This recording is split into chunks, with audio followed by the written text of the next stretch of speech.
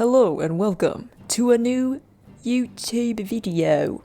And today we are starting our first October challenge drawing. So this is pretty crazy stuff.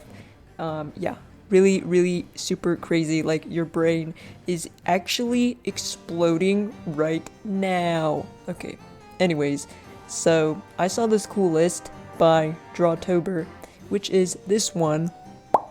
And I thought it had very cool prompts that would help me make some more complicated art, because usually I just draw like portraits and I think that's kind of boring, honestly. So hopefully this is, yeah. But yeah, I'm pretty happy with how this drawing came out. Is it a drawing or is it a painting or is it both? You know what? I feel like it's both. But anyways, so yeah, today's prompt was, well, not necessarily today because they give you multiple days, but the first prompt was Overgrown cemetery. So I don't know why exactly, but I wanted to draw a fairy. That's a dumb question. I know why exactly. It's because I will always draw a fairy. But anyways, it's just a fairy in a graveyard, and there's a bunch of trees everywhere. The prompt gave me an idea to put trees everywhere, so that's what I did. And I liked making it swirly because I think that looks cool. But yeah, basically that's it. It's watercolor. I should have painted the background before painting the trees, because I think in watercolor it's better to work from the back to the front, because then it's better. But yeah, anyways, basically. So, today, I wanted to ask you to ask me questions, which is what I did on my Instagram story. And I have gathered a few, so let's discuss that right now. Okay, the first question is from Strawberry Blob. Okay, and they say, thoughts on banana milk? I do not like bananas. Next question from Yo What's Up Home G. How do you come up with ideas for drawing? I know it's generic, but I'm curious. It's alright. I don't think it's a generic question. Well, basically, what happens most of the time is I'm just looking at art, and then I get really inspired to make something like what I just saw. So I'm like, oh my gosh, the way they painted, the lighting is so cool. I have to try something like that right now. But if I actually have to draw something, or like I want to draw something without looking at anything first, or like without that spark of inspo at first, I just go to Pinterest and I kind of find ideas for myself. That's basically what I do if I'm struggling to like come up with anything. But usually it's really the culminative, I don't know what word I'm trying to say, but it's like all the art I'm seeing in my brain is creating the visual library, which my brain kind of just forms the ideas from. So next question is blah. I don't know how to say this word, so I'm not gonna try. But I think yes. So our next questionnaire asker asks, talk about your OCs. I want to know more about their relationships. So, how wonderful of you to ask, because I will explain it to you right now. So basically, here is the gist of everyone's relationships. So these two, they are besties, okay? Besties, okay? Are you listening? And then over here, we have siblings, okay? We have sister. She's the younger one. She's the older one. And then we have these two. They hate each other. They totally hate each other. And then these people, Okay, so they all hate this guy. He makes beer in his bath. He's not okay. He's not okay, and I think he should actually have ears like this, because he's a cat boy. I'm just kidding. He's a wolf boy. Here we go. Anyways, I hope that explained everything. They also asked, also, do you have a sketchbook? Maybe you can do some, like, a sketchbook tour video. I've actually been wanting to do one, so yeah, I'll do one in the future. But actually, I used to draw a lot in my sketchbook in school, but now I don't have school, so I'm like, well, what's the point of sketching if it's not to sketch at school when I'm really bored? And then, the next question is, how is your painting process like? I find it hard to choose the order of shadow, midtone, and highlight to paint. It's different for every media.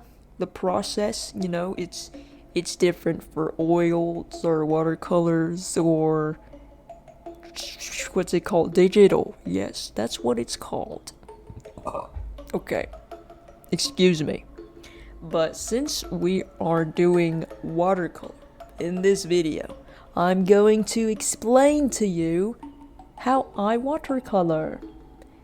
So, it's very, what's it called? I don't know, intuitive. I just kind of go with the flow. But, basically, what I do first is I just draw lines on the paper. And if you want to make sure that your paper is kind of clean and not messy before you paint, you can always sketch it on another piece of paper and then trace it, or you can even make a digital sketch just to make sure that you don't make too many mistakes and your lines will be crispy and clean, because that is always very nice. So yeah, after I have my lines down, I just use like a mechanical pencil for that. It doesn't really matter. Okay. And then the first thing I do is, watercolors is all about the layering, okay? So usually I just go in with like the base colors, and I kind of just lay that down to kind of visualize how everything will work together. And everything is pretty light at first, but I start building it up, and I usually do start with the subject just because it's fun. Or you know how you like just keep rendering the face and never stop, because that's the only thing that is fun. I don't really have a complicated like way of painting, really. But if you have any like specific questions about that, then you can ask that too. I'm very happy to help you with any artistic struggles, but I'm not very good at explaining things, I'm gonna be honest. I might not give out the best advice. I might give out terrible advice that will kill your family. But maybe not. I'm sorry. They came off kind of dark very quickly, but it happens. Yeah, I'm trying to think of if there is any process. But like what I said earlier. Sorry, I don't know what was that. I don't know what just happened there. I think it was like some sort of, I don't know, mental illness. Anyways, like I was saying earlier, I was like saying that I think in watercolors you should paint back to front, or maybe you know what? Okay. Actually, I scratched that. You should paint the light colors first, and then go to the dark colors.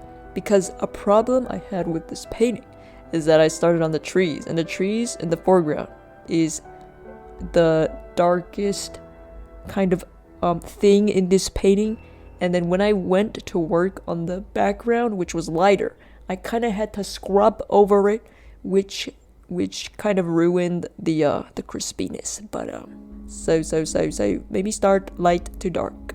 Okay, I'm sorry if I dwindled on that one too long and you died because you were so bored. I actually kind of like the effect of the blurred lines though. Because it kind of looks like fog, right? It's foggy. It's supposed to be foggy, right? Yeah. And I have my last question, which was, did you study art in university? And my answer is no. I grew up on YouTube video tutorials. There is so many resources online where you can learn how to draw better for free or for cheaper than school. But yeah.